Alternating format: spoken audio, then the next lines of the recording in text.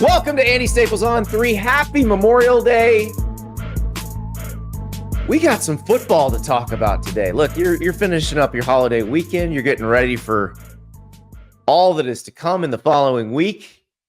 We're going to talk some football, take some deep dives. You've already heard the SEC and the Big Ten ceilings and floors. We've done those.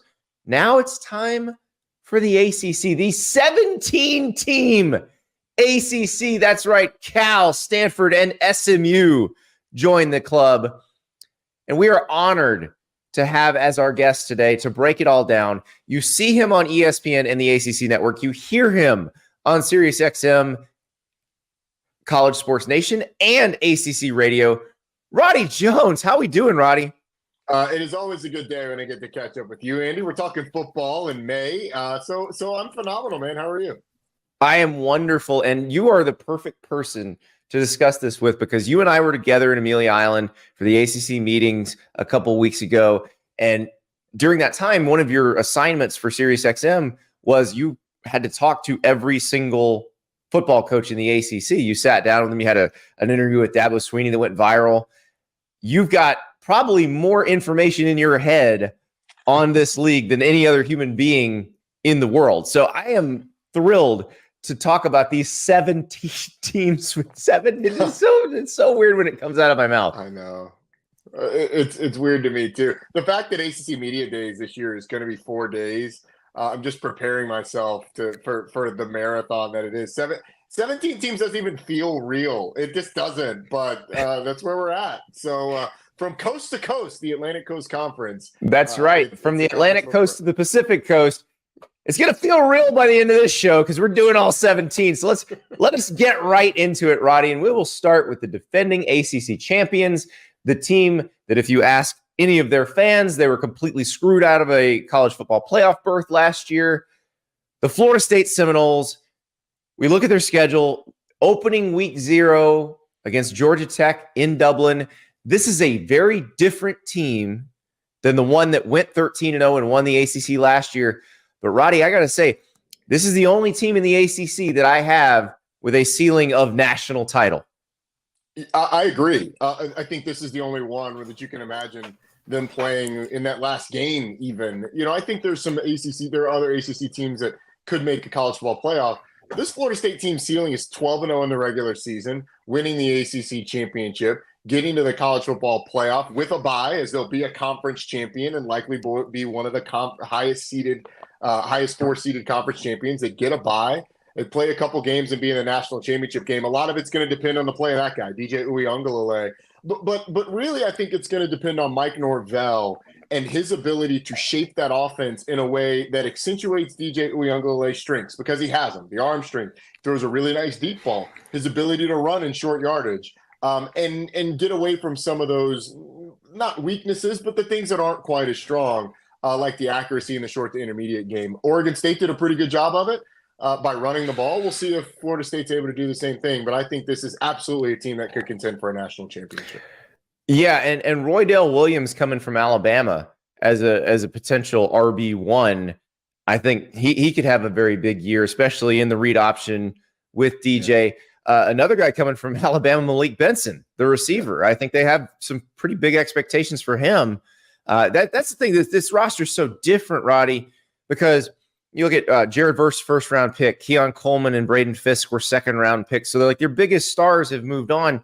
But I actually kind of think the Marvin Jones Jr., Patrick Payton tandem might be one of the best edge-rushing tandems in the country.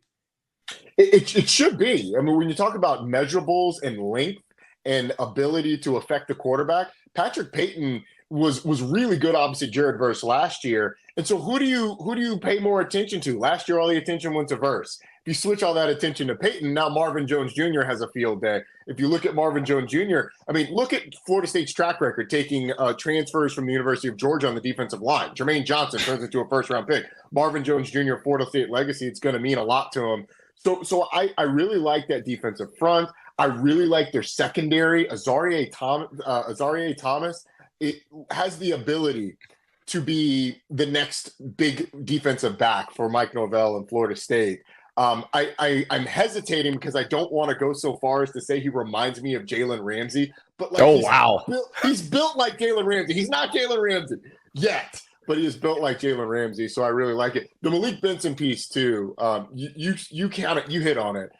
That is a dynamic that they didn't have consistently last year. Big speed plays from the receiving core. That could add a really interesting dynamic, especially with the strength of DJ Uiagalelei's arm. Yeah, and Lawrence Toafili in the backfield too. I didn't mention him earlier, but he's returning and ACC MVP of the ACC championship game. Though probably should have been Braden Fisk if they'd waited to vote a couple more minutes. But Toafili is a very good back and one of the players that came through Florida State, recruiting out of high school. And Mike Norvell will joke with you. He's like, I know nobody thinks we can recruit out of high school, but Patrick Payton, Josh Farmer. Those are guys that they got out of high school. That they're much better than people realize at that development piece. It's just a lot of these guys, some of these transfers have come and had 4 years of eligibility. So it just feels like they got them out of high school. And that's the thing. Like Florida State has been tremendous at development, both in developing high school guys, the guys that you just mentioned, and Azaria Thomas is another one. Who is a development. I count Jordan Travis in that as well. I know he's absolutely Louisville in the pre-Mike Norvell era, but development there. But Jared Verse is a multi-year guy. Like there was development there. You look at guys like Fabian Lovett. There was development there after transferring in from Mississippi State a few years ago. So, and that offensive line, I think most importantly in talking about Florida State, that offensive line returns the bulk of the guys that played last year. A lot of those guys had been transfers, but they were transfers with 2, 3, and 4 years left. And so they've been developed by Alex Atkins and Mike Norvell. He gets a bad rap with the high school stuff, and I think it's unwarranted because he's done a really nice job. Sure, they've missed on a couple, but everybody does. But the development piece on it, they have been phenomenal. The schedule breaks up nicely as well. They do have some tough games. Obviously, Clemson coming to Florida State, but the week after they go to SMU, that's probably the toughest back-to-back they have, where they go at SMU, then Clemson and Tallahassee. But then they get a little break before they go to Miami, and then there's a couple weeks they play North Carolina in between playing Miami and then going to Notre Dame. So those are the trickiest spots in the schedule. Florida at the end, we'll see where Florida is, but by the end of their own gauntlet that they have to go through before they get to Florida State. But this is a very manageable schedule to go 12-0 or 11-1 and then be in the ACC championship game. It really is. And because of with some of the names on there, like a Clemson, a Miami, a Notre Dame, there's certainly the opposite side of it where you could be in a situation where you're sitting there at 9-3. I think that's as bad as they could be. Like, I think that's as bad as it could get for Florida State. And I certainly don't think they lose all three of those games realistically, but all three of those teams could be very good. I think Clemson, look at the way that Clemson game played out last year, and Clemson should be better than they were a year ago. Miami should be better as well. And that was a close game down the stretch. Miami actually controlled the line of scrimmage for the vast majority of that first half, despite the inability to throw the football at all. And they should be significantly improved. So I agree with you. Like, I think the schedule breaks up well. But those two teams will really sort of determine whether we're talking about a 12-0 team or maybe a 10-2 team down the stretch. Yeah, and that's the three you mentioned. Those are the ones that it's Clemson, it's Miami, and it's Notre Dame, where Florida State is going to be playing a team that may have something close to equal talent. Yeah, maybe Florida. Well, but I think Florida State's probably more talented than Florida.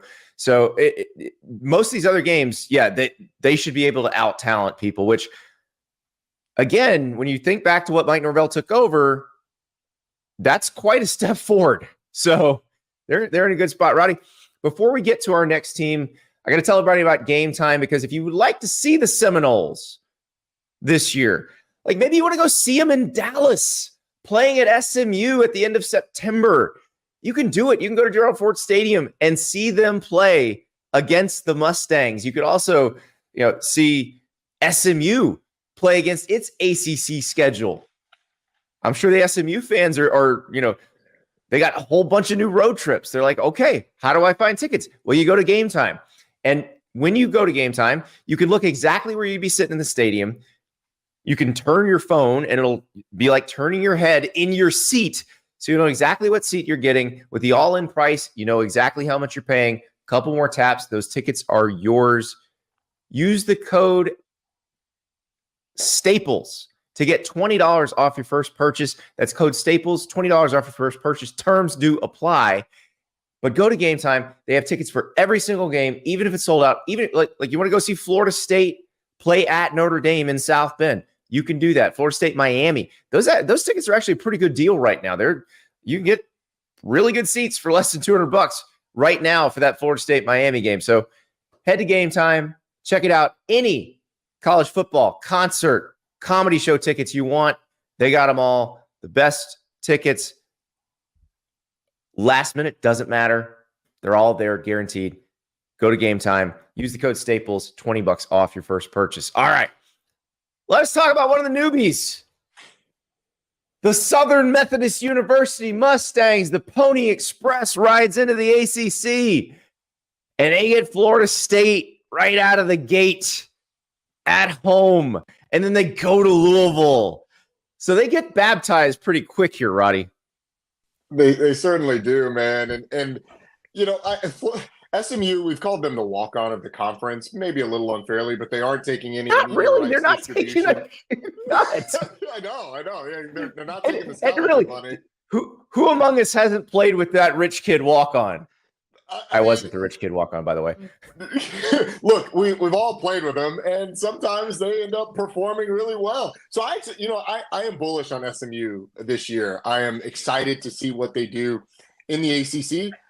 They've got the biggest positions not figured out, but they seem better equipped than a lot of the other teams that we've seen make that transition from the Group of Five to the Power Five.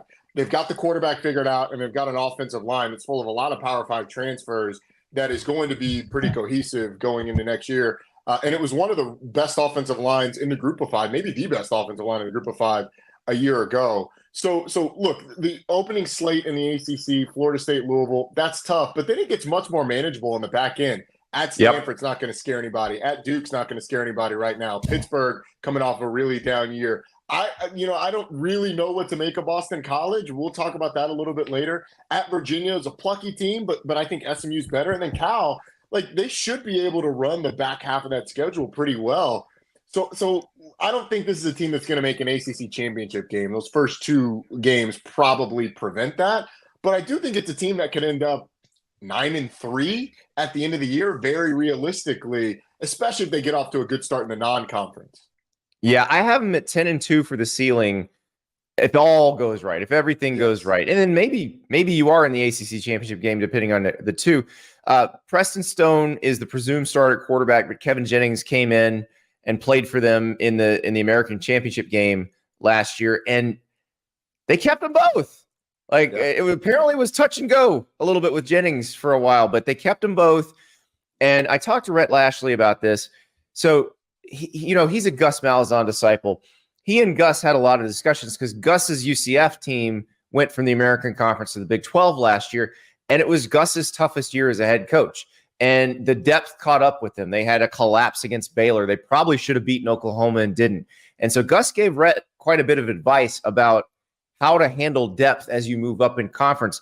And Rhett clearly took it because they loaded up in the transfer portal on the line of scrimmage. Jared Harrison Hunt, the defensive lineman from Miami, Omari Amor, defensive lineman from Ohio State, Jonathan Jefferson, defensive lineman from Georgia, Andrew Chambly, who started 8 games at offensive tackle at Arkansas last year. Jafari Harvey was an edge at Miami. Billy Walton was an edge at Texas. Tank Booker was a D tackle at Arkansas. These guys probably, most of these guys were not stars on their old teams. But in terms of the right size bodies who are used to dealing with the size bodies you're going to see, they have that. So that gives me some confidence. What doesn't is this team was the American Athletic Conference champion last year. They lost 34-17 to a bad TCU team. Yeah.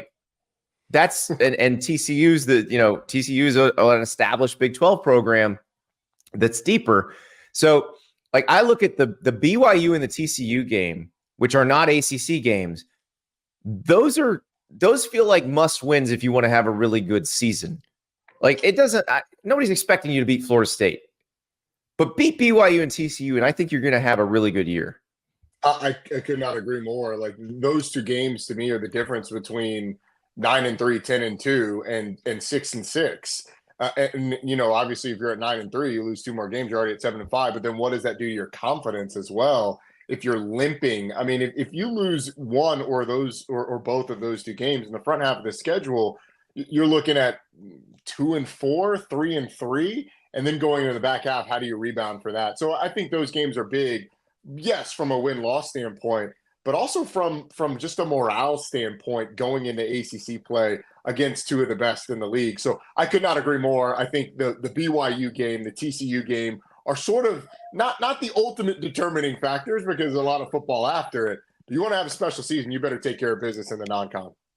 And the ACC needs wins like that. It's a conversation we had last week with the perception of the league. Like wins like that individually don't necessarily move the meter, but add them up. If the teams around the league are winning games like that, it becomes a much bigger deal. I have their floor at 5-7 just in case the depth is not where it needs to be and it catches up to them toward the end of the season. But I think it's going to be a much better season than that. Like I said, 10-2 for the ceiling for me. You had 9-3. I think this could be a very good team. Another team, their floor in the exact same spot again because of the depth. In case it falls out, like there is a scenario. There's a lot of toss-ups in there, to be honest with you. Who I think Florida's. I mean, I think SMU's a little bit better, but not so much better that they can survive an injury or two. Exactly. All right, another team with a pretty wide spread between ceiling and floor. This is a team that SMU has to play after Florida State. They go to Louisville. Louisville, we saw in the ACC championship game last year. This team, much like last year's team, very different than the one that came before it. Last year it was Jeff Brom coming in, bringing in a lot of guys from the portal. This year they lost a lot of the older guys that Jeff Brom had brought in. Now they had to replace a lot of those guys through the portal. You're seeing more movement, like the whole Tyler Barron thing. Like he's not going to wind up at Louisville, it doesn't sound like. But they have Tyler Shook at quarterback, who I think is fascinating because he's been at Oregon. He's been at Texas Tech. He's never really been healthy, but all the tools are there. Their O-line is revamped. So they got Monroe Mills from Texas Tech and Jonathan Mendoza from Yale at the tackles, Pete Nygaard from Northern Illinois at the center. Don Chaney Jr. averaged 5.1 yards a carry at Miami. He's now Louisville's running. Colin Lacey from South Alabama was their best receiver. This is a team that could look entirely different, but could be probably just as good as last year. Yeah, and Jeff Brom has sort of acknowledged that they're going to have to be either just as good or better than last year to even get close to that win total because the schedule is much tougher this year. Louisville is super interesting to me, man, because when you get Notre Dame, you go to Clemson, you get Miami, and they can't beat Kentucky right now. So you have to count that in the loss column until proven otherwise. Like, I think from a ceiling standpoint, you hope to get one of those four, and then you run the table the rest of the way, and you end up at 9-3. But this is a team that is going to look vastly different. I do think defensively, with Ashton Gelati back, with MJ Griffin back and healthy, and the surrounding cast around them, like, I think this is a defense that has a chance to be just as good as they were a year ago. They did lose a couple of pieces that were pretty big for them, but I think those are pieces that can be replaced when you have an elite edge rusher and a guy on the back end that's as talented and versatile as MJ Griffin. So I think defensively you should get at least close to what you saw a year ago. And offensively, that system, they should be better at tight end. They did not get a lot of production at the tight end position. I really like Colin Lacey coming over from South Alabama. And you said it, like, injuries have prevented Tyler Shough from reaching his ceiling. He's in his 7th year of football. Like, he has been around forever. If he can stay healthy, and if Don Chaney Jr. is also struggling with injuries, if they can stay healthy both, then you've got a really good battery in that backfield. So I like the potential of Louisville. I really do. But I kind of feel like I did last year, Andy. Like, I don't know exactly what to do with them. I know a little more than I did last year, but there's so many changes that you can't be sure. Yeah, they caught Notre Dame at the right time last year and beat them down. And then they go to lose to Pitt. Like, it didn't make a lot of sense. like Florida State exposed their offense. The Florida State defense exposed their offense in the ACC championship game. But the defense, Gelati especially is fantastic. Mason Rager, the other edge rusher, very good. And they get Thor Griffith, our guy from Harvard, who can bench 225 about 700 times. So you get the God of Thunder, and like you have to be great on defense. Exactly. The intelligent God of Thunder, the God of Thunder with a degree. It's an elevated God of Thunder that we've never met before. Exactly. Well, we've met him because he's been on our show. We had him before the season last year. Thor's a fun dude. All right, let us go to a team that is on Louisville's schedule that they're new and apparently have angered the people in the conference office because they gave them everybody that could be difficult. Stanford, which is coming off a pretty tough year, is at Syracuse and at Clemson to open ACC play. They get Virginia Tech. They're at Notre Dame, which, of course, Notre Dame is on their schedule every year. They're at NC State, and then Louisville comes to them. The only thing they didn't get was a trip to Tallahassee, pretty much, out of this thing. But, yeah, what did Troy Taylor do to make the ACC mad? I feel like the Stanford was kind of used to solve a lot of problems. Like we've got an issue with this team playing this team. Let's just stick Stanford in there. Let's just make Stanford go there. I don't know. I feel bad a little bit for Troy Taylor. This should be an improved team. Like they've got some talent, particularly on the offensive side of the football. They were so young last year. I thought they made some strides. They played a bunch of close games. Could have beat USC last year. Yep. And did beat Colorado with a crazy comeback. Yeah, and their reward is to join in the league and get sent to every hard team other than Florida State. I think Stanford is going to be judged less on what they do from a win-loss perspective, more the strides that they make. Like the film will tell the story of Stanford season. I have their ceiling. I think it's probably 4-8. Like I think that's fair. Oh wow, okay. Saying it, yeah. Is that high? Do you think that's high? No, I thought 5-7 maybe would be charitable in case things bounce right. But the other thing is, they play TCU in the non-conference. Obviously, Notre Dame is in the non-conference. San Jose State's breaking in a new coach. We'll see about them. But the TCU one, I think they're probably due for a bounce back. That's not who you want to see right out of the gate. But I love Alec Eomanor. If you saw him in the Colorado game last year blowing up, he and Tiger Bachmeier are established receivers. Ashton Daniels seems to have that job locked down at quarterback. Emmett Mosley was an early enrollee freshman who I think impressed them in spring practice because Eomanor and Bachmeier were out for a lot of the spring.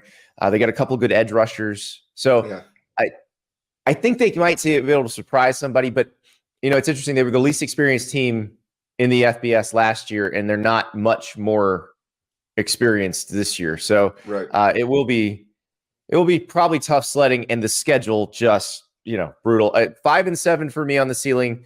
I got 3-9 on the floor because I do think they've got enough talent to win some games, but it's not going to be easy. Roddy, let's go to the other side of the rivalry. Let's cross the bay and go to Berkeley. Talking about Cal, I was standing with Justin Wilcox at the ACC meetings. We were talking how weird is it to be here? I think I would imagine it's incredibly weird for them. It was weird for us to have them there. It's like, hey, welcome to ACC spring meetings. How long was your flight? And he's like, it was, a couple movies on the flight, and I'm talking long ones. So it's something he's going to have to get used to. It's a super interesting Cal team, though, man. They obviously have to replace their offensive coordinator after Jake Spavital leaves. They promote Mike Blesh. Offensive line coach, who, by the way, I would lobby for more offensive line coaches to be offensive coordinators. I mean, I don't know why. Amen. Preach. We always feel like the offensive coordinators have to coach the quarterbacks. What about the most important position, man? It's the largest position group. You got to deal with the most personalities.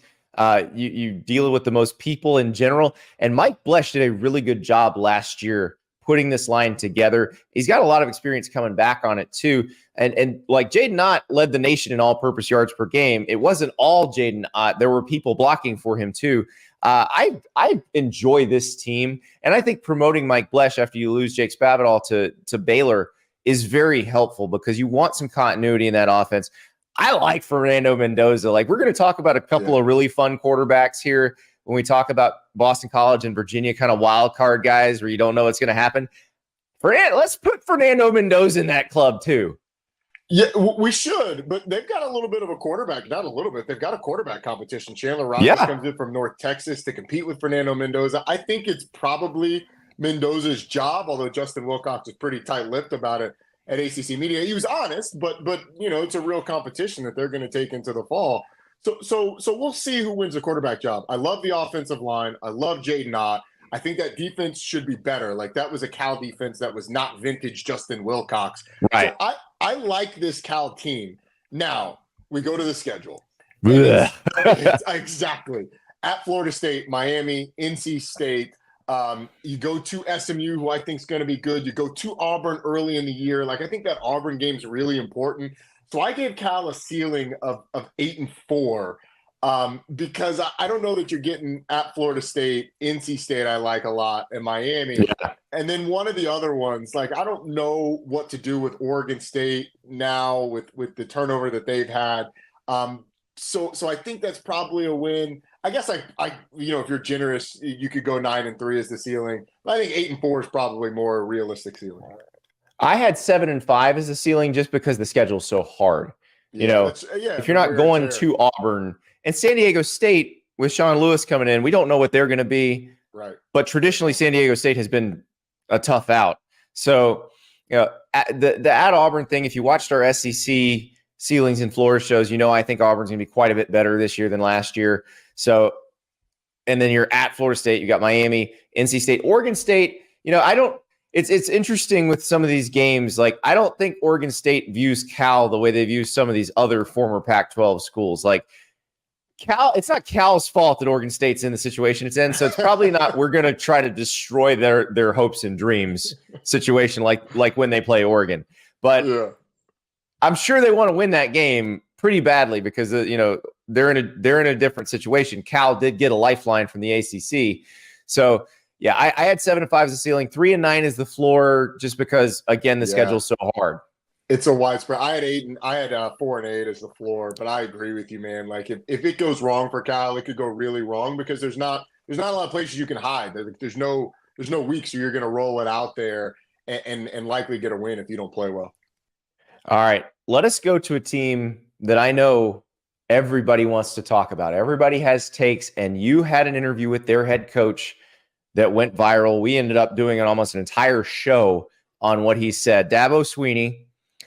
Clemson is one of 4 teams that did not take a single transfer in the spring window or the winter window, and that would be Clemson, Army, Air Force, and Navy. What do Army, Air Force, and Navy have in common? You have to get someone in Congress to recommend the person go to school there. So Clemson does not have a congressional recommendation requirement that I know of. So this is the thing. And what Dabo said to you was, the transfers fall into several buckets. It's guys who couldn't play for Clemson anyway because they're not good enough, which I buy completely because they recruit so well out of high school. It's guys that have been tampered with and already know where they're going. So that's obviously you're not in the mix for those. And then the one that I found most interesting, basically Dabo said the guys he thinks could help Clemson can't afford. That was fascinating to me, man, because I can understand kind of, saying, hey, look, those guys in the first 2 bucket we're never going to get. If it's just a numbers game, like, why aren't you in that game? You should be in that game. Everybody else is in that game. And I hate it when coaches sort of make it seem like that's a bad thing. Like, in order to hire my services to do anything, if there's multiple people coming to me, like, it's going to end up to be a numbers game. If Dabo Swinney all of a sudden hits the open market, yes, culture is going to be part of it and opportunity is going to be part of all that, but money is going to be part of it as well. And so that's what that's sort of the disconnect that I have with what Dabo said is, like, that third bucket, you should be competing for people in those buckets. You should be, wanting guys who don't just want the paycheck, but want the paycheck and to win. And so that's sort of the place where I think the opportunity is had. And that's where I don't think things have landed.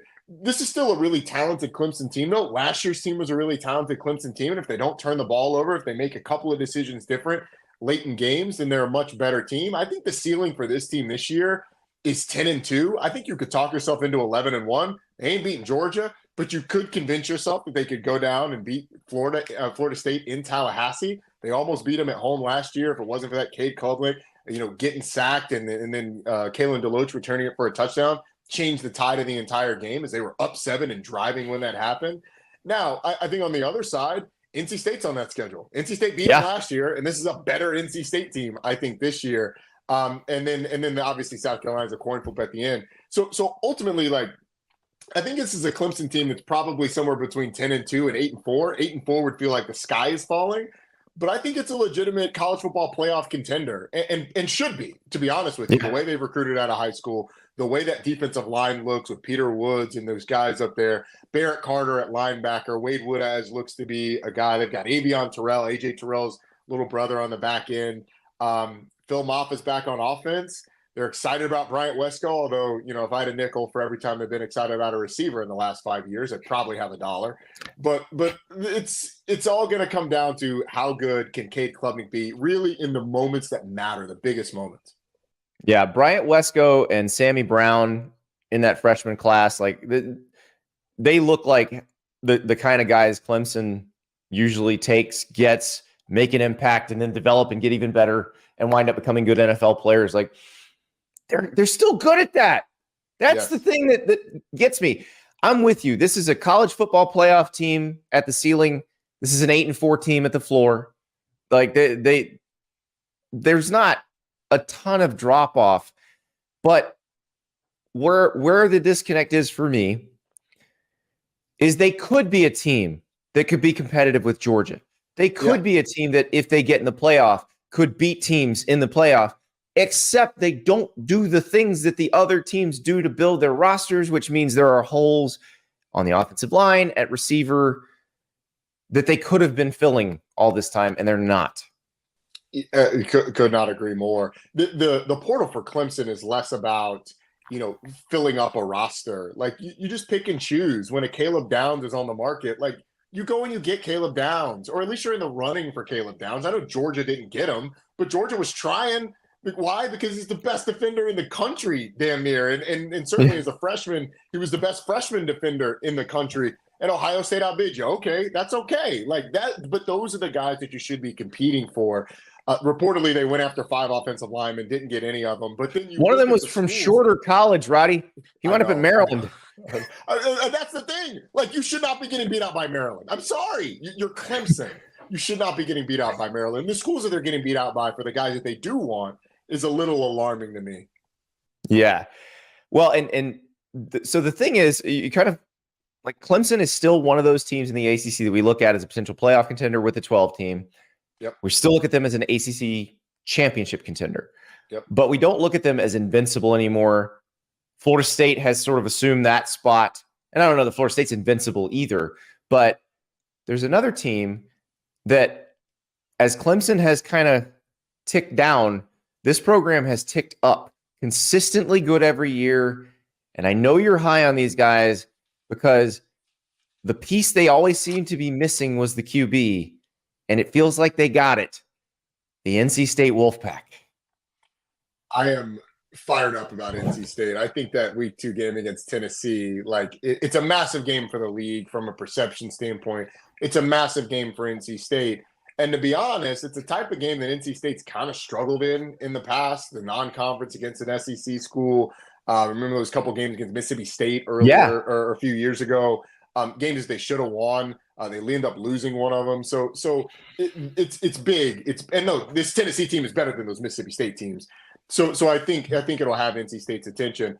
I think this NC State team, you lose Peyton Wilson on the defensive side, yes, but this was a team that's played without Peyton Wilson over the last few seasons, and that defense has maintained and been good. They've now turned over the entire linebacking core from the defense a couple of years ago. And they've maintained being good. You look at the defensive line, and I think they've got some of the most underrated players in that defensive line in the conference, Davin Vann in particular. They've got to replace them on the back end, but they feel really good about it. I think and the schedule. let's talk about the manageable. Yes. After you get past Clemson, I mean, Wake Forest is, we'll talk about Wake Forest, but they struggled last year. Syracuse is a bit of one that you're going to have to figure out, but a new coaching staff. At Cal, they're better than Cal on paper, better than Stanford on paper, better than Duke on paper, better than Georgia Tech on paper, and they've got North Carolina's number. So this is a team that I think the ceiling's 11-1. I really do. And then you're in the college football playoff, and Dave Doran finally gets his 10-win season. NC State finally gets their 10-win season. I think it's an ACC championship contender. I think they are a college football playoff participant at their top end. I'm really excited. And to be honest, the floor is not too far away from that. I think the floor is probably 9-3 unless somebody gets hurt. But Grayson McCall at quarterback, I'm really excited about. Jordan Waters at running back. They haven't been able to run the ball great since Matt Gay's back in 2017, which is weird. But I think they'll be able to run the ball. I think they'll get great quarterback play, and I think that defense will do what that defense does. Tony Gibson's probably the most underrated defensive coordinator in the country. Tony Gibson and the way he calls a defense, I may be sending 3 or I may be sending 8. I'm not going to tell you. You're going to figure it out when you snap the ball. Against the Tennessee offense, the variability of outcomes every snap in that game is going to be wild. It's going to be one of those that could be a 75-yard touchdown pass or a 15-yard loss on a sack. It is going to be crazy. So I'm really excited about that. Excited to see Grayson McCall in this offense because he was obviously so good in Jamie Chadwell's offense at Coastal Carolina. Tim Beck comes in, takes over. Didn't really, I think, know exactly what to do with him. So we'll see what Robert and I does with Grayson McCall here this year. And look, Casey Concepcion was really good last year. Yeah. You look at the defense last year, Roddy, they rounded into form even as the offense was struggling.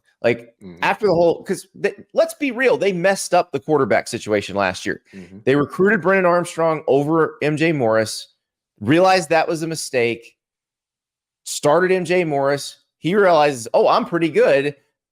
They recruited over me. I'm shutting it down. So I'm going to go in the portal. So he's at Maryland now. But they ended up with a better quarterback situation now because they have a guy who's won a ton of games. So I'm with you. I am very high on this team. College football playoff is absolutely the ceiling for them.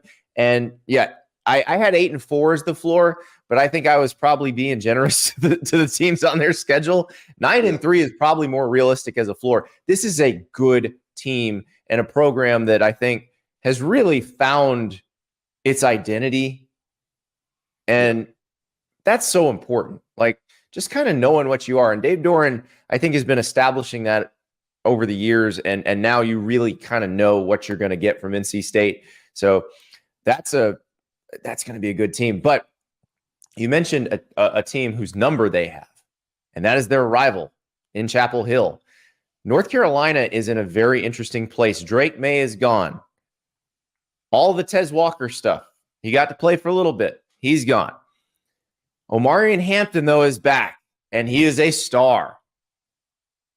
Kamen Rucker back on the edge on defense. Jeff Collins takes over as the defense coordinator. Roddy, I feel like people are very down on North Carolina this year. The more I think about it, the more I'm like, you know what? They might be just as good as last year. There's reason to think. And look, I know Drake May, in his departure, leaves a massive hole. They're going to get either Max Johnson or Connor Harrell to be the quarterback on offense. And Tez Walker's gone, and he was a big name, but they got a lot of production from guys like J.J. Jones last year. That tight end room is as good a tight end room as you'll find in this league with John Copenhaver, with Bryson Nesbitt, and with Jake Johnson, Max's brother, coming over. They feel good about the offensive line. They re-upped on the offensive line with a bunch of transfers. And then Jeff Collins on defense is going to be interesting because Jeff Collins does a lot defensively, but he teaches it in a way that's really simple. Those Georgia Tech teams, I know he wasn't calling the plays primarily, but those Georgia Tech teams probably played better than their talent defensively in a lot of ways. And the last time he was a full-time defensive coordinator was at Florida, and those Florida defenses were awesome. They were phenomenal. Yeah, they were fantastic, and he had a lot of talent on those. He's got some pretty good talent on this defense too. Yeah, exactly. And so I look at this North Carolina team. I think ceiling-wise, they're probably a 9-3 team. There's just something about some of the teams they play. Like they can't beat Georgia Tech, they can't beat Virginia, they can't beat NC State. I think they get one of those this year. Like it just has to break their way. I think they may get two of them this year. One of them. History would say no. Like I'm just like there's a boogeyman in some of those. They're better than I think. I think they're just as good as Georgia Tech, if not better. I think they're better than Virginia, and they're not quite NC State, but I think that they'll play NC State close. But the trip to Florida State, that's a tough one. I think the ceiling's probably 9-3. You can convince yourself of 10-2. I think the floor is like 7-5. Like I think this team is right sort of in that 7-9 win range. Because the talent's there, man. The talent's there. And they got the best running back in the league. Exactly. 9-3, 7-5 is exactly where I had them too. You got to beat Minnesota in that first game. Yeah. We don't know what Minnesota is going to be necessarily. They brought in a new quarterback from New Hampshire. They lost their defensive coordinator to Michigan State, so they're revamping that side of the ball. So it's a little bit of a mystery there. But yeah, I think all the predictions, Mac's going to hang it up after this year because it's going to be so tough for him. I don't think it's going to be that tough for him this year. I think the pressure of having a top 5 pick at quarterback probably was worse last year than what you're going to be dealing with this year. I think you're going in with lower expectations, but you're probably going in with across the board as much talent as you had. I had their all-access spring practice. We didn't broadcast the spring game. And we sort of asked them about that, like after years of having the spotlight firmly on you, the replacing of Sam Howell coming off of that great season and having Drake May, and then Drake May for 2 seasons, the attention that they had coming in last year because of Drake May. Like how does it feel to not, like people are not going to be talking about you guys in the preseason. Mac Brown, Chip Lindsey, Jeff Collins, they love it. And the other thing, Chip Lindsey's a guy that has worked his way up. Like he was a high school coach at one point in time and has worked his way up and has earned his way to being the offensive coordinator at North Carolina. Jeff Collins, embarrassing situation at Georgia Tech where he gets let go. But those dudes are hungry. And I think that is, people may doubt Mac's fire, although I don't think you should. But his coordinators, man, they're hungry. Yeah, I think the Jeff Collins defensive coordinator hire is going to prove to be one of the more impactful coordinator hires of the offseason. He's a good defensive coordinator. You can say whatever you want about his head coaching tenure at Georgia Tech. I don't care. When the man's calling a defense, the defense plays pretty well. Yes, sir. Let's stay in the triangle, though, Roddy. Manny Diaz, speaking of guys who call a great defense, he was last seen as the defensive coordinator at Penn State. He takes over for Mike Elko at Duke. And this is a back end of the schedule is brutal. And they lost a lot through the transfer portal. They lost Riley Leonard, their quarterback, to Notre Dame. Their offensive line was very thin. They basically, if you are smart, have a degree, and can block, you're coming to Duke because they're getting transfer offensive linemen from Stanford, Holy Cross, Cornell, and Lafayette. Malik Murphy, last seen filling in for Quinn Ewers at Texas against Kansas State. He is your new starting quarterback. So what do we make of the Blue Devils under Manny Diaz in year 1? I'm sorry, Manny. I'm sorry that you walk into this situation. So much of our initial thoughts about a head coach come after, year 1, year 2. Mike Elko walked into a really good situation where he had a Riley Leonard. He had a defense that the bones were pretty good. He just an offense or a program that just needed a boost. Manny Diaz is kind of walking into the opposite. Like the cupboard is bare, and it's not Mike Elko's fault. Like that offensive line, they all just graduated or got drafted. That defensive line, largely, they all just graduated or got drafted. You had a guy transfer out, but it's just how it worked out for Manny Diaz. I think the ceiling, and I'm probably stretching a little bit here. I think the ceiling's probably 5-7. The floor is somewhere in that 2 range. Because I think Northwestern and UConn, like you look at what David Brown did at Northwestern last year, you go up there. I don't think that's a sure thing, and I don't think UConn's a sure thing. And then when you get into ACC play, they're on paper probably as good as Wake, but that's about it. I'm not real high on this Duke team, not because I don't think Manny Diaz is good. I think he's phenomenal. I really like the hires that he made at coordinators. I just think like this is a team that couldn't field an entire offensive line for their spring game. Yeah. So I just there's a lot of questions. It is a tough situation, and you have to consider what the coach walks into. It's not like Elko had an incredible first year at Duke, but it was a very different situation. And like I said, when you're waiting on your offensive line to finish school at Lafayette and Cornell, that's not the situation you want. I'm with you on the 5-7, 2-10, and look, if they make a bowl game, Manny Diaz, because here's the thing. Manny Diaz's tenure at Miami, I feel like he's been somewhat vindicated by Mario Cristobal's first couple years at Miami. And then he goes to Penn State, and that defense was lights out with him running the defense. I think Manny Diaz is a good head coach. I think he will get this program right. But he walked into a tough situation. Yeah, he did. And I don't think Manny Diaz is given the credit for the changes that he made as a first-time head coach at Miami. Like, let's not forget, that was his first job. There's a lot of learning that needs to happen. And at a place like Miami, you don't get to learn on the job. Like, they expect you to be great, which is why they've been churning through head coaches for the last 20 years. But you look at what he's walking into at Duke. He's the right person to build that program. Nina King's going to be incredibly patient with him. He's going to be allowed to build it. They're going to support him. They have done that. Nina King has made it absolutely crystal clear that football is very important to Duke. They will continue to support him. I just don't think it's going to be this year. But hopefully they develop Malik Murphy. They keep him around for a while, because I do think there's the bones there. Or there's the raw materials there for him to be really, really good. All right. Another first-year head coach. But this guy walks into a much better situation and then helped make his situation better because he's got some very good relationships on the recruiting trail, and he used the transfer portal about as well as any coach in America did. That is Fran Brown. Year one at Syracuse, brings in Kyle McCord, the last year's Ohio State starting quarterback. How does he bring in Kyle McCord to Syracuse? Well, Fran Brown's wife used to work with Kyle McCord's dad. Kyle McCord is from the Northeast. He's from Pennsylvania. Fran Brown's connections in New Jersey and Pennsylvania are very deep, very, very deep. And he improved the talent on this roster. They bring back guys like Aronde Gadsden. This was not a bad team last year in Dino Babers' final year. I'm pretty high on Syracuse this year, Roddy. Yeah, I like Syracuse. I think the last thing that you said is probably important to remember. This was a bowl team last year. Yeah. Without a quarterback. Like, Garrett Schrader's shoulder didn't work for the vast majority of the season, to the point where they had to put Dan Villari, a tight end who played quarterback in high school, at quarterback, and they struggled. But they were still a bowl team, despite the limitations that they had.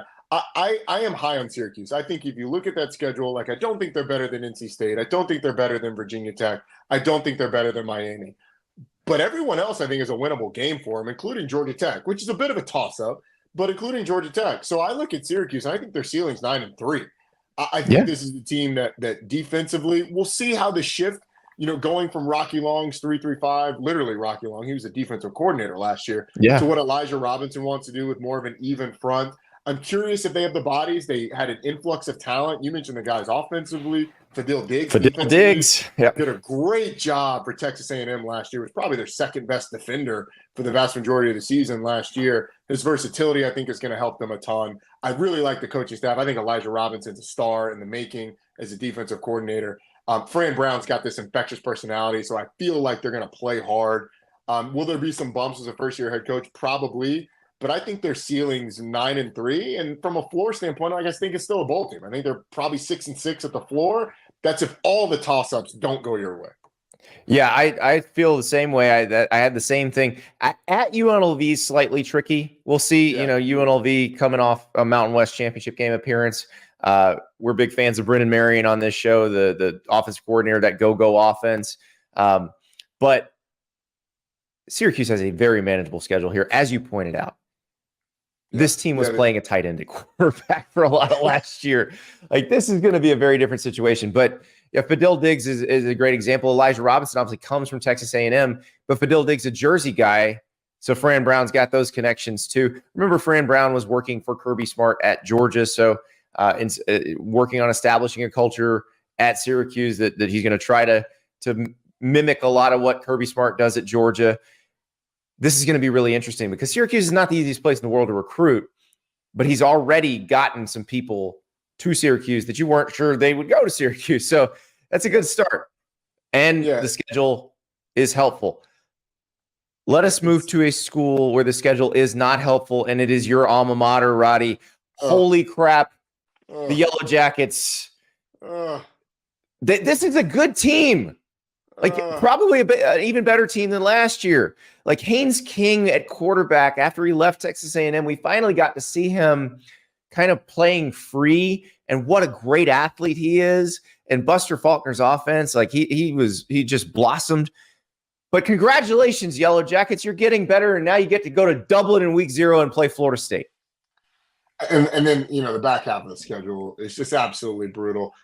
This will be a better Georgia Tech team. They bring in Tyler Santucci, a defensive coordinator. I think there's some natural strides to be made defensively there. Offensively, the growth that I think you've seen from that offensive line, really over the last 4 years, Brent Key was in charge of it solely under Jeff Collins, and then he takes over. And as head coach, the offensive line continued to improve. You mentioned Haynes King, 37 touchdowns for Haynes King last year through the ground and in the air. I really like this Georgia Tech team, and I like the direction they're going. That said, the schedule's so tough, man, that in order for them to have a better record than they did a year ago, a lot has to break right for them, or you have to have multiple games break right, I think. So I think the ceiling – I think the ceiling's 8-4, but that's real. That's Georgia Tech. It's very hard to get like in there. It's hard to get to 8. Honestly. 8-4 against this schedule would get you 10-2 or 11-1 against a lot of the other ACC schedules. Agreed. Especially Louisville's in the ACC championship game last year. We just talked about Syracuse and what they expect. Florida State's going to be a heavy favorite in that game. Notre Dame's going to be a heavy favorite. Miami, I think, could be really good. Georgia's lost 2 games Virginia in 3 Tech. years. At Virginia Tech, a Virginia Tech team that's going to be a lot better, and Lane's going to be rocking. NC State, you're going to have to win some really tough games where you're underdogs. Can they do it? Sure. But I think more realistic is 6-6. I think the floor is 4-8. You don't get Stanford, Cal, or SMU teams, at least 2 of them I think you'd want, the West Coast teams coming east. But I think Georgia Tech's one of those that is probably, if they make a bowl, like it is a win for the season, but the floor is probably somewhere in that 4-win range. I had 5 and 7 as the floor just because I do believe a lot in Brent Key. Like I think he's a very good coach. I think he's done a great job with this situation, and they're very fundamentally sound. I wrote a story when Brent Key took over for Jeff Collins, and one of the first things he did that first week was they were getting a bunch of punts blocked. They redid their punt protection in a week. Yeah, which is impossible. Like nobody does that. You install your punt protection over spring practice and preseason practice. They did it in a week and never had another one blocked. Like that's the sort of the attention to detail you get with Brent Key. And I think this program is going in the right direction. But like you said, the schedule just doesn't do him any favors this year. You got to play Georgia every year. They're not going to be getting any worse. And Miami, NC State, Florida State, they got the toughest draw of anybody in the league, and they get Notre Dame too. That game, a quote unquote neutral site game, 2 miles from campus at Georgia Tech, but it's going to be half Notre Dame fans. Half, you're being generous. The only thing, the benefit there is that hopefully the Notre Dame fans wear gold, so you don't know who's right for which team. Same colors. That was a great story that you did a couple years ago on the punts. That was fascinating, and look, it's unbelievable. Brent Key comes from the George O'Leary, Nick Saban tree of coaching. Like fundamentals, toughness is what they're going to try and instill. And I do think Justice Haynes and EJ Singleton really have potentials to be stars in this league. So we'll find out, but we're not kneeling on this podcast. We keep going. We keep the clock running because we got a few more teams to go. But yes, we were talking about Georgia Tech, and I said we're not kneeling. So you know who's next? The Miami Hurricanes. The expectations are through the roof, and they should be with this roster. I have their ceiling as a college football playoff team. Probably even could go deeper than just making the college football playoff. This is a roster that should be able to win games in the college football playoff. The question is, can they put it together on game day, on the field? Can they manage the clock? Can they make the decisions necessary to let all that talent do what it's supposed to do. Roddy, what say you? Andy, I think they can. I am obviously it's early, and so I reserve all right to change my opinion with this. But I think I'm buying Miami as like an ACC championship game participant and maybe an ACC championship game winner. I just really, really like this roster. And it's really not because of the flash. It's because it's been built in the right way. The Mario Cristobal way is building the offensive and defensive lines inside out, front to back. Like that is how Mario Cristobal builds his teams. And so when you look at guys like Kiki Maui-Noa, who comes in last year, or is it Cece? I can't remember which one's which. Francisco Maui-Noa, the offensive tackle. The offensive lineman, not the linebacker. Right. When you look at guys like him and Ruben Bain, freshmen last year who were freshman All-Americans, those guys should continue to develop. They've had other impact freshmen throughout that team. And then they sprinkle in guys like Francisco Maui-Noa, who the linebacker. When you look at this team, I think that the toughness that Mario Cristobal is trying to instill, I think that's going to shine this year. And then, by the way, they got Cam Ward, they got Damian Martinez. Damian Martinez pairs with Mark Fletcher at running back. Like it's a really good running back unit. Xavier Restrepo at the receiver position should be really good for them. He was incredibly consistent last year for an offense that wasn't consistent. So I really like this Miami team. The one weakness they have is in the secondary. And I think they'll be able to piece it together enough. I think the ceiling for this team is certainly college football playoff appearance. I think they could get to the semifinals. I really could. If they are able to come together and get out of their own way. Regular season records, like this is a team that could be flirting with 12-0. I think 11-1 is certainly a reasonable ceiling for them with that schedule. I think anything worse than 10-2 is a disappointment. I agree. I think their floor is 9-3, but I think that's a disappointment with this schedule. I agree. Yeah, I had 8-4 as the floor, and that's everything going wrong. Total mismanagement. Just because I'm with you.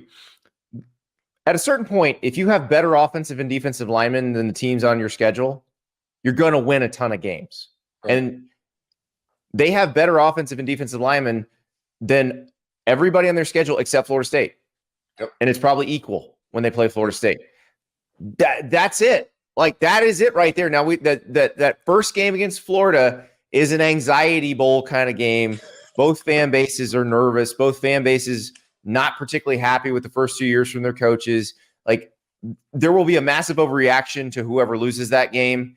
Miami should win that game, but I'm not prepared to pick Miami yet in that game, Roddy, for all the reasons we just said.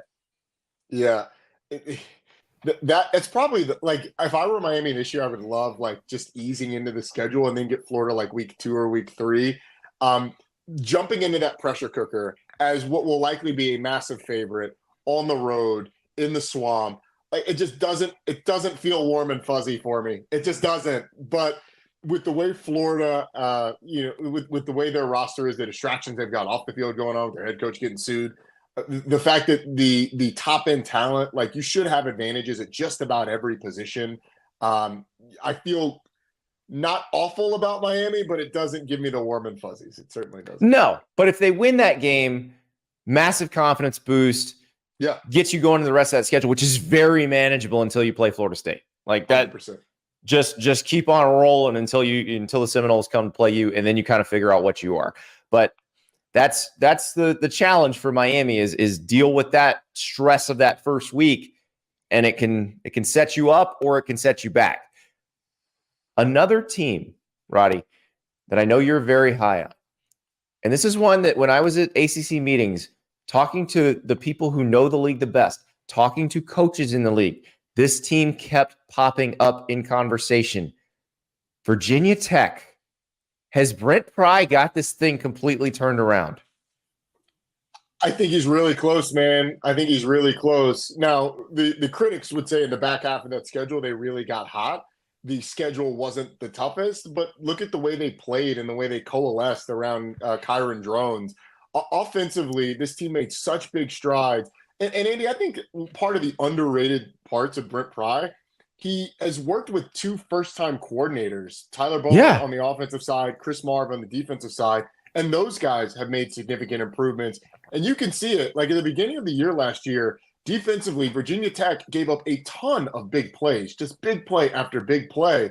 And they corrected that over the course of the year. Offensively, they got so much better with Kyron Jones at quarterback that I really think that they should be able to take strides this season as well. So I like Virginia Tech. I think ceiling-wise, you're looking at a 10-2 football team that has the chance to make an ACC championship games, flirting with a college football playoff appearance, because the schedule is not overwhelming when you look at it. Miami and Clemson scare you. Nobody else really does. Rutgers is the one I would watch because Rutgers could be pretty good this year. They bring back most of a very good defense, and they get Ethan Kaliak-Manis at quarterback from Minnesota.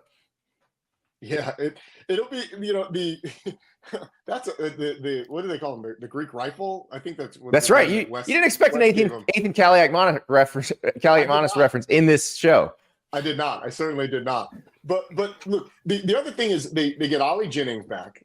Ollie Jennings was a transfer from Old Dominion who absolutely torched Virginia Tech 2 years ago. He comes in, gets hurt last year early in the season. They don't play the vast majority of the season with him. Bashal Tutin. I thought Bashal Tutin was one of those guys that maybe tempted to go to the NFL. I also thought he'd be one of those guys to be tampered with to go somewhere else. He was phenomenal with them at running back. He comes back. DeQuan Felton comes back. He really improved at receiver. Like, I like this Virginia Tech team. I really, really do. And the defensive line. We even talked about Antoine Powell-Ryland, who may be the best edge rusher in the conference as it gets down, as we sort of get down to it. So there's a lot to like about Virginia Tech. I think floor-wise, it's probably, 8-4, 7-5. Wow. Okay. That's a higher floor than I was thinking, but I'll take it. I had 6-6 just in case. I think when I do the floors, it's like if all goes wrong kind of situations. But when you look at the schedule, I think the toss-ups 7-5, 8-4 probably is a fairly realistic floor. Yeah, you could see a scenario like I don't think they lose to Vanderbilt. Marshall, is not Marshall's team from last year or 2 years ago, so I think they win that game. Old Dominion, that's an interesting one. Ricky Ronnie had some momentum at times last year, so we'll see. Rutgers, that one is the one that I think could if it's going poorly, they lose that game, and then you get into Boston College, Georgia Tech. That one I think those could go the other way, but ultimately. I really like this Virginia Tech team. I think they're closer to double-digit wins than they are to, fighting for a bowl. Let's go to Virginia Tech's in-state rival, where this is one of those cases where Tony Elliott at Virginia, the job he's had to do, completely not what anybody else has had to deal with. His first year at Virginia, he has a shooting involving his players, essentially a former player murdering current players. And it almost makes me say you can't even judge him on the field because of what he's done to keep that program together. But I will say, if you watch them last year as the season went on, like that team got better. Like it does feel like Virginia has some seeds of this could get turned around. And of course, at quarterback, Mr. Calandria is a lot of fun to watch, but maybe not as much fun if you're one of his coaches, because there's a lot of no, yes with him. Yeah. And some no. There was a little bit of that too. Not the belt. Don't do the belt. Right. I agree with you, Andy. Like the judgment of Tony Elliott comes outside of football, I think, and you can judge the football based on the improvement. But not only did he deal with the tragic circumstances you just detailed, and honestly, having been around that program, that the offseason after, being around them in their first home game after last year, like last year was a season of healing that needed to happen. But even if you back up further than that, I mean, he inherited a group where basically the entire offensive line left, including Olu Oluwatimi, who was a Remington Award winner at Michigan. Yeah. Like the offensive line, had they stayed and not transferred out after Bronco Mendenhall left, would have been really good, and we'd be telling a much different story about them on the field. But on the field this year, I do think you will see improvements. I think they'll be able to run the ball better because they've been able to rebuild that offensive line now for multiple years. You mentioned the quarterback position. I think the Anthony Calandria, Tony Muskett. Tony Muskett's still in the mix. Yeah, and there's a quarterback battle there, and I think it's going to be whether you want the ceiling or whether you want the average, because the average of Tony Muskett on a play-in, play-out basis is probably higher than Anthony Calandria. The variance that you get with Anthony Calandria is certainly wider, but Calandria gives you the higher ceiling. So it'll be interesting to see. Chris Tyree is one of the most interesting transfers in the entire country to me, because he moves into that Malik Washington spot. Malik Washington was one of the best receivers in the country last year in the slot for Virginia. That being said, I think the ceiling for Virginia, I think you can work yourself, and I have worked myself into saying the ceiling is a bowl game. I think they can go 6-6. I think the floor is probably 4-8, but that's exactly what I had. Yeah, and that variance has shifted. It was 2-10 to 4-8. Now it's 4-8 to 6-6. There's certainly some improvement there. I'm excited about Virginia. I really am. Yeah, I think the back half of the schedule is very hard. I think they need to make their hay in the early part of the season, but if they can win some of those games on the back half, like as you mentioned, North Carolina seems to have issues with Virginia. North Carolina comes to Charlottesville. They go to Pittsburgh, then they go to Notre Dame, and they get SMU. So like it's not easy as that season goes on. But if they can make their hay early, then I think we'll get to see a confident team going into that tougher part of the second half of the schedule, and it'll be really interesting to see how it goes. Our other crazy fun to watch, like especially when you see him on a Friday night and he's got the stage to himself, quarterback in the ACC, Thomas Castellanos at Boston College. And this is a fascinating situation, Roddy, because Jeff Hafley was kind of on the hot seat, leaves to go be the defensive coordinator of the Green Bay Packers. And so who comes in but Bill O'Brien? And it's interesting because we think of Bill O'Brien as former Penn State head coach Bill O'Brien, former Houston Texans OC Bill O'Brien, and then he obviously went back to the Patriots and was the Patriots OC last year. But he's not been away from college football that long. He was Bryce Young's OC at Alabama. So it's not like he's coming in cold to the NIL/transfer portal era.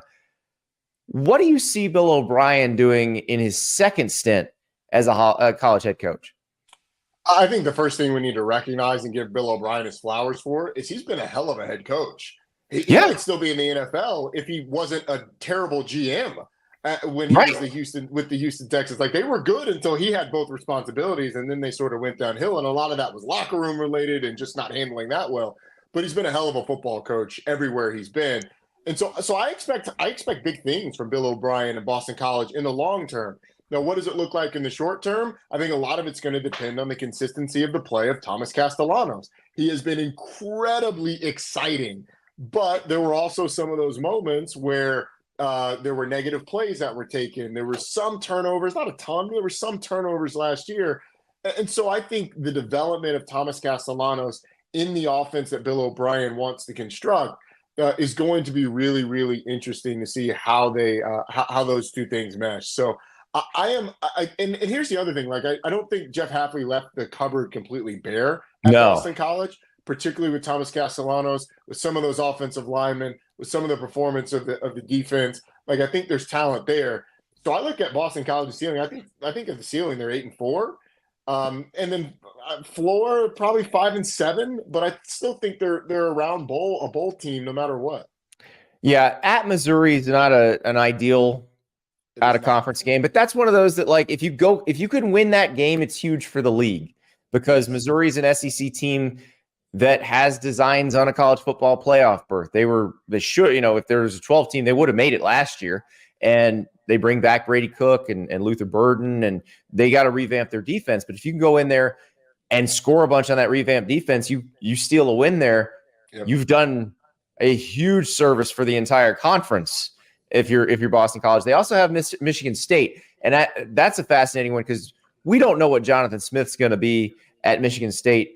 I think long term they're going to be really good, but it really feels like Jonathan Smith flushed every aspect of the Mel Tucker era, and that roster purge may cause them to not be so great, which would be great for Boston College getting them this year in Chestnut Hill, because I don't know that you want Michigan State after Jonathan Smith's had a few years.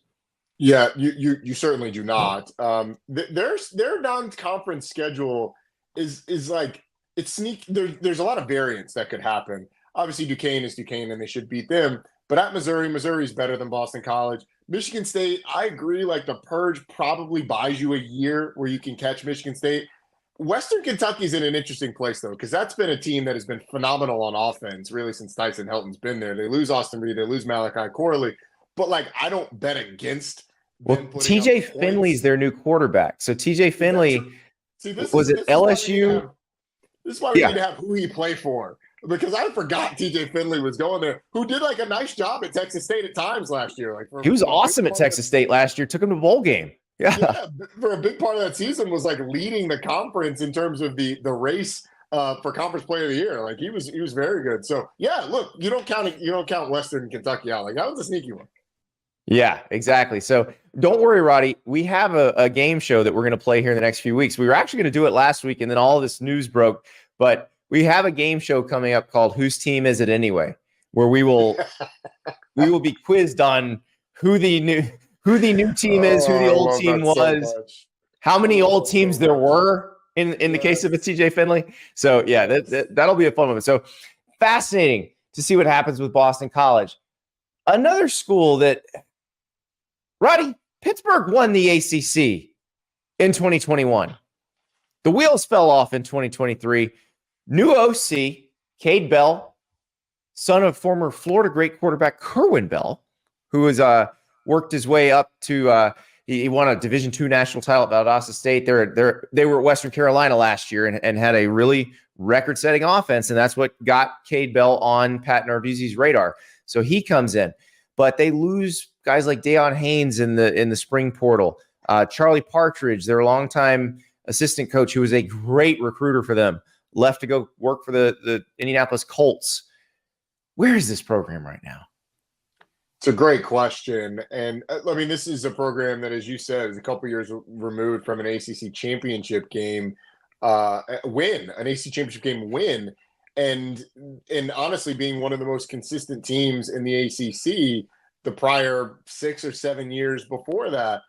So I do think there's a lot of questions about how this Pitt team can survive in a transfer portal era. They've had back-to-back whiffs at the quarterback position, bringing in a couple years ago Keaton Slovis, not great for what they wanted to run with Frank Signetti Jr., and then bringing in Phil Dracovic last year, which was just, an absolute disaster at times. So they got to nail the quarterback. The other thing is defensively, like this is a team that prided itself on development, and it's a unique defense. It's one of the few defenses that plays a true 4-3 personnel. They've got 3 linebackers on the field at all times, one of whom is an apex player that sort of plays in that space between the slot receiver and the tackle box. That is rare in college football now. They play a lot of man-to-man quarters coverage. Again, rare in college football, and you need guys that have that mentality. And it didn't translate last year with some transfers being inserted in there after years and years of just replacing defensive lineman after defensive lineman, linebacker after linebacker. So to be honest, I don't really know where Pitt is. I don't have a great feel for what this Pitt team should be or will be. But I think based on what Pat Narduzzi has done, I think their ceiling's probably in that 7-5 range. Like, I don't think they'll be good enough from a personnel standpoint to be much better than that. Especially when you look at, the schedule with a team like West Virginia, who makes a bowl game last year. They go to North Carolina. I think SMU is going to be very good. Syracuse, Clemson, Louisville, all very good teams. So I think you're probably looking at 7-5 as the ceiling, and the floor is probably like 4-8, 5-7. 4-8 last year is probably about the same. I've got 5-7 for them because I think Narduzzi's too good of a coach to let the wheels fall off again. And, they got Nate Yarnell seems pretty established there at QB. So, they go into the season kind of knowing what they have at quarterback. It's not going to be a mystery. How does this transfer fit in? And, we'll see. They just got Chief Borders from Nebraska, who Chief Borders was probably not going to play as a starter at Nebraska. He was going to play an important role. He had a really good spring. He's a guy who originally went to Florida. But he's one of those that was – Nebraska's defense is going to be really good this year. So he was looking for a place where he could be kind of an every down guy. This could work out very well for them. They're going to get a player who was ready to to start at a high level or ready to play at a high level just happened to be at a place where they had some really good players. So I think that'll help them. But yeah, it's going to be tough. They're one of those that the transfer portal era has not been kind to, and we'll see how it goes. One more, speaking of teams that the transfer portal era has not been particularly kind to, that is Wake Forest. That is a team that was out punching its weight pretty much every year under Dave Clawson. Last year, they did not get the quarterback play they wanted. Sam Hartman goes to Notre Dame. They try to start Mitch Griffiths. It wasn't what they wanted. So they're bringing in Hank Bachmeier from Boise State, but then also Louisiana Tech. And let's not discount the freshman Jeremy Hekelinski, because he had a really good spring game. But this is also a team that in the portal, they've had a harder time keeping people. They're better this year than last, but they're still losing guys. Well, it's a testament that they have guys that people want. So I do commend them for that. But the ability to keep the guys this year was really good for Wake. And look, it all fell apart because of the quarterback position last year. Like, they just turned the ball over way too much a year ago because the receiver talent was still there. And it is again this year. Like, Horatio Fields should be a really good receiver for them. They've got talent at the running back position. So I do think there is the ability for this Wake team to surprise, particularly if you can get Hank Bachmeier to buy into that offense. I do have a question. Like, Hank Bachmeier did not grow up in this offense. How quickly can you adapt to the nuances of that long mesh? How much do they decide to do that? As there were times last year where they started to get away from it, then they went back to it. So those are questions around Wake Forest. It's one of the best coaching staffs in the country. I firmly believe that. So I do think this Wake team has the ability to surprise. I've got their ceiling at 6-6. Their floor is probably at 4-8. That's probably a little unfair to their ceiling. Although, what did you have them at? I got 7-5 as their ceiling, Roddy. Because here's the problem. Better. So you bring Ole Miss is coming to you in the non-conference. Ole Miss is going to be awesome. Like, they're loaded. That's not a team you want to have to play in your non-conference. And then after that, you got to play Louisiana Lafayette, which they're one of the better teams in the Sun Belt. Like, I don't like having to play them between Ole Miss and NC State. So, and then you got 4 of your last 6 on the road. So it makes it pretty tough. I am, 7-5 is my ceiling because I believe in Dave Clawson and Warren Ruggiero and this coaching staff. They've been so good, but this era of college football has not been kind to them. It has not, and a lot of it has been the attrition, like Sam Hartman deciding to go to Notre Dame, and like that's sort of a unique circumstance because Sam Hartman was kind of done, like he had done everything. He was going to go to the NFL, and then Notre Dame presented a better opportunity than where he was going to go in the NFL. Exactly, so that's a little unique, but the ability to get transfers in, you have to have a really unique transfer, and they've nailed some guys like Kobe Turner a couple of years ago. They nailed that. But they're not going to have the big influx that others are because Wake's a tough school to get into, and a lot of those credits don't transfer. So ultimately, I also believe in Dave Clawson. I think he's one of the most underrated coaches in the country, and so I like 7-5 better. I'm amending my ceiling to 7-5 to match yours. Hey, all right. So 7-5, 4-8 sounds about right. It's a tough schedule. It ends tough. Lots of games on the road. I feel like we've done all 17 teams. We're about to wrap up, Roddy, but I do feel like we need to point out one team that we've seen over and over again that we haven't mentioned yet. UConn's on a lot of schedules. I know they are, and they have been for years. Like it's sort of UConn. We see what you're doing. You're trying to work your way into the league. We see it. We see it from a mile away. Although UConn has been, I don't mind UConn being on the schedule. I don't like the trips to UConn. It's something that the coaches have talked about. Don't need to be going to these Group of 5 schools. There are certain conferences that will not be named who don't need to be named because we know who they are. Where generally their better teams don't go on the road and play non-conference games. And they certainly don't go to Group of 5 schools. So I always say, if you want to be treated like a big schools not named Notre Dame. Correct. You want to be treated like a big boy conference, you got to act like a big boy conference. So let's stop doing that. Also, Jim Mora Jr., pretty good coach. Like, yes, that's not a team I want to deal with. It's not a gimmick. And this is 3rd year. Like, he is a very good coach. They've shown areas where they've made strides each of the last 2 years. So yeah, that's not exactly a layup. So 17 teams plus some bonus UConn talk. You got your money's worth out of this podcast, people. Yes, you did. Was that it? I mean, we flew through 17. I'm ready to do 17 more like that. It flew by. What are we doing? The Big 12 has 16 teams, Roddy, if you want to just roll into it. Oh, you don't want my Colorado takes on here. I'll get Actually, we do. That would get us just massive views. It probably would. We get yelled at a lot. There's an army of Colorado fans on YouTube that they just, the second you see Colorado Buffaloes or Coach or Prime in the headline, they come running, and it's all caps, and they're mad unless you're predicting they win the national title. I'm just glad they have something to be mad about now. Like, for years we never heard from them, so it's good to have you back. Yeah, it's better than like patting them on the head and like at least you tried. Like they're in the mix now. So. Exactly. Yeah. Roddy, thank you so much. You can watch Roddy on ESPN, on the ACC network. You can listen to Roddy, SiriusXM College, Channel 84, and also SiriusXM ACC Radio. Roddy, I cannot thank you enough. You've been so generous with your time. 17 freaking teams. Let's go. Just a warm-up for the season. I'm ready. I'm fired up.